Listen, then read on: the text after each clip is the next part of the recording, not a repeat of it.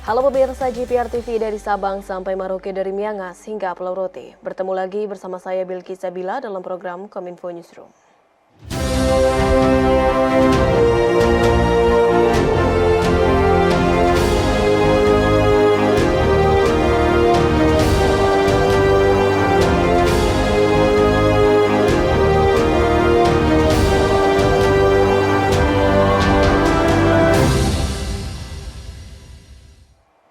Dan inilah Kominfo Newsroom selengkapnya. Pemirsa, kereta cepat Jakarta-Bandung telah jalani uji coba lewat pelaksanaan testing and commissioning jalur. Melalui Comprehensive Inspection Train atau kereta inspeksi, kereta dicoba dengan kecepatan 180 km per jam.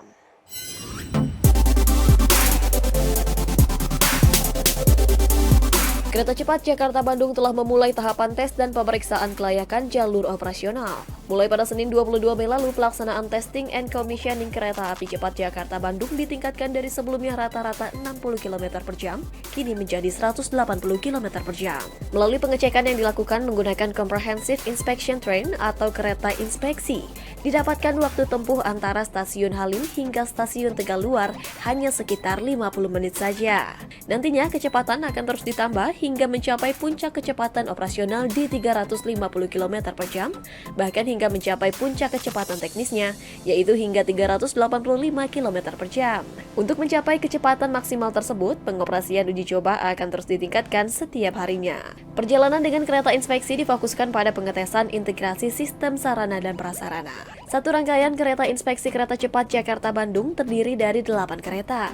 Fungsi berbagai kereta tersebut terdiri dari kereta satu untuk kebutuhan pengujian lintasan, kereta kedua untuk memeriksa sistem persinyalan dan komunikasi, kereta ketiga untuk fungsi OCS, kereta keempat dan ketujuh untuk ruang kerja, kereta kelima berfungsi sebagai restorasi, kereta keenam merupakan ruang pertemuan, dan kereta kedelapan untuk fungsi sinyal dan pengecekan integrasi rel roda. Pelaksanaan testing dan commissioning KCJB akan terus dilakukan oleh PT KCIC bersama dengan para kontraktor dan konsultan independen. Kecepatan akan terus ditingkatkan secara bertahap untuk memastikan seluruh sarana dan prasarana yang dibangun dalam kondisi siap hingga nantinya beroperasi pada 18 Agustus 2023. Jadi kita telah melakukan 2 kali uji coba, yang ini tes commissioning kedua dengan high speed maksimum tadi 180 km per jam. Maksimum speed dari kereta ini 385 ya, ada waktu operasional nanti 365.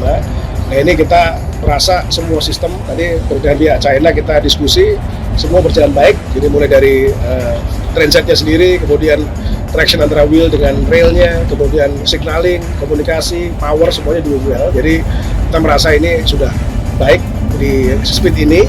Cuma memang ada beberapa PR terkait dengan proteksi dari lokasi ini, pagar, kemudian sound barrier, supaya nanti pada waktu speednya mencapai speed maksimum ini tidak mengganggu masyarakat.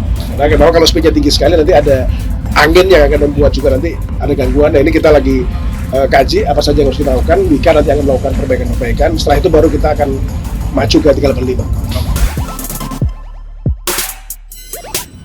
Presiden Republik Indonesia Joko Widodo meminta percepatan realisasi investasi asing dan domestik untuk penciptaan ekosistem industri baterai mobil listrik. Hal tersebut disampaikan langsung oleh Menteri Investasi Bahlil Lahadalia seusai rapat yang dipimpin Presiden Jokowi di Komplek Istana Kepresidenan.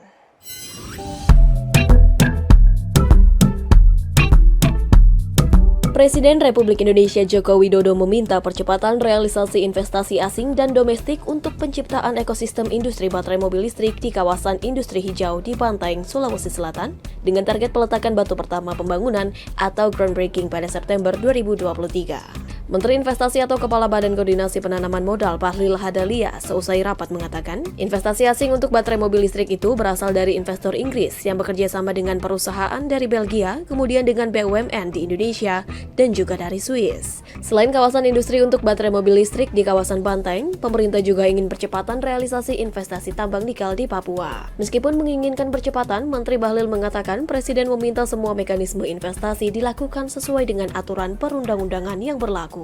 Nilai investasi untuk baterai mobil listrik di Bantaeng ini mencapai 9 miliar dolar Amerika Serikat. Nilai investasi untuk baterai mobil listrik di Bantaeng ini mencapai 9 miliar dolar Amerika Serikat dengan produksi berupa baterai sel untuk memenuhi permintaan dalam negeri dan ekspor. Percepatan yang dimaksud oleh Bapak Presiden itu adalah segala sesuatu administrasi proses mekanisme sesuai dengan aturan yang bisa dipercepat. Jadi jangan kita lambat hanya karena dengan kajian terus. Negara ini terlalu banyak kajian sampai kemudian hal prinsip kita lupa. Jadi arahan Bapak Presiden jelas minta dipercepatan di bulan September harus semuanya sudah selesai. Sekretaris Kementerian PPN atau Sekretaris Utama Bappenas Taufik Hanafi menyebut ada 6 pokok penguatan dana alokasi khusus pemerintah daerah. Taufik Hanafi berharap dengan perencanaan dan pelaksanaan yang baik maka dapat menghasilkan penyerapan yang optimal. Dalam rangka pengoptimalan peran dana alokasi khusus atau DAK dalam pembangunan daerah dan nasional, pemerintah pusat melalui Bappenas Republik Indonesia meminta pemerintah daerah untuk mengoptimalkan perencanaan DAK tahun 2024. Sekretaris Kementerian PPN atau Sekretaris Utama Bappenas Taufik Hanafi menyebutkan terdapat 6 pokok penguatan DAK yang perlu menjadi perhatian pemerintah daerah. Pertama, memperkuat integrasi antara DAK fisik, non-fisik, dan hibah. Menajamkan konsep tematik untuk menempatkan proyek dan lokasi. Menajamkan lokasi prioritas dengan menetapkan lokasi yang selektif dan terbatas. Memperbaiki kualitas menu. Mendorong ketuntasan untuk mencapai target prioritas DAK tahun 2024. Dan mendorong ownership daerah untuk memastikan komitmen kesiapan daerah dan pelaksanaan serta kolaborasi kegiatan di APBD. Taufik Hanafi berharap dengan perencanaan dan pelaksanaan DAK yang baik dapat menghasilkan penyerapan yang optimal, serta memperkuat pelaporan pemantauan dan evaluasi di setiap daerah. Peningkatan kualitas perencanaan pembangunan saat ini juga menjadi kebutuhan nyata dalam menghadapi tantangan pembangunan nasional. Dari 8 arah kebijakan RKP tahun 2024, terdapat 5 arah kebijakan RKP yang didukung oleh DAK tahun 2024, yakni pengurangan kemiskinan dan penghapusan kemiskinan ekstrim, peningkatan kualitas pelayanan kesehatan dan pendidikan, penguatan daya saing usaha, pembangunan rendah karbon dan transisi energi, dan percepatan pembangunan infrastruktur dasar dan konektivitas. DAK tahun 2024 juga diarahkan untuk mendukung 4 fokus kebijakan fiskal tahun 2024, yakni penghapusan kemiskinan ekstrim, penurunan stunting, pengendalian inflasi, dan peningkatan investasi. Saya meminta kepada seluruh pengampu kepentingan untuk mengikuti proses perencanaan dan penganggaran DAK tahun 2024 dengan sebaik-baiknya. Perencanaan DAK yang baik akan mendorong pencapaian target prioritas nasional dan meningkatkan dampak positif pada masyarakat. Informasi lainnya, pemirsa, Wakil Presiden Republik Indonesia Ma'ruf Amin meminta agar indeks pembangunan pemuda ditingkatkan hingga 2024. Wapres juga meminta Menteri Pemuda dan Olahraga untuk mengawal pelaksanaan program kepemudaan agar berjalan sesuai dengan target. Wakil Presiden Republik Indonesia Ma'ruf Amin menyoroti tingkat pengangguran terbuka pemuda yang mencapai 13,93% atau sekitar 14 dari 100 angkatan kerja pemuda tidak terserap dalam pasar kerja. Hal tersebut menjadi perhatian khusus pemerintah mengingat capaian Indeks Pembangunan Pemuda atau IPP tahun 2024 harus mengalami peningkatan sebesar 57,67% dari sebelumnya mengalami penurunan sebesar 51% pada tahun 2020.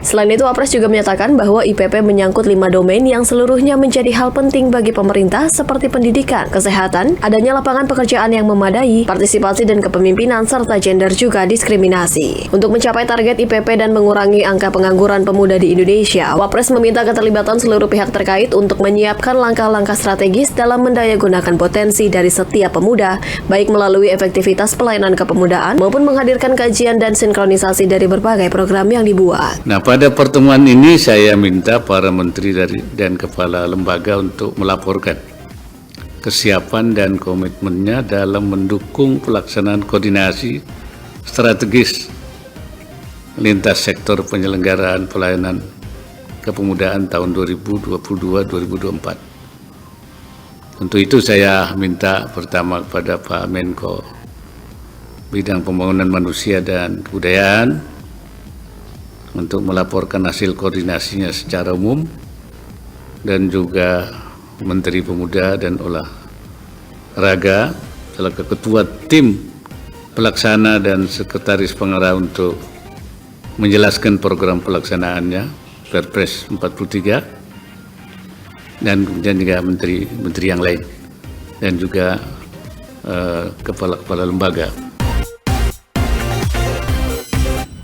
Pemirsa, usai jeda kami akan kembali dengan informasi lainnya. Tetaplah bersama kami dalam Kominfo Newsroom.